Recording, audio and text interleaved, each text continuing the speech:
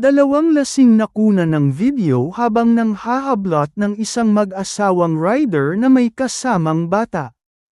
Makikita sa video na pagewang-gewang ang kanilang motor na kung saan may isang angkas na napag-alamang lasing umano na namhahablat naman sa isang babaeng nakaangkas sa kanyang asawa na may kasamang maliit na bata.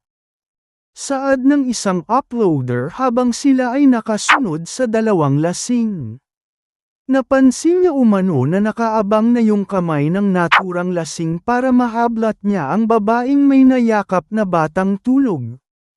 Matapos mahablat ng isang lasing ang asawa ng rider, nang makatsyempo ang asawa nito ay agad namang gumanti ng sipa ang naturang asawa. Kaya napahinto ang naturang mga lasing at dito na nagkaroon ng sakitan. Makikitang nakabulagta ang naturang lasing matapos makipagsantukan sa asawa ng babaeng hinablot ng naturang lasing.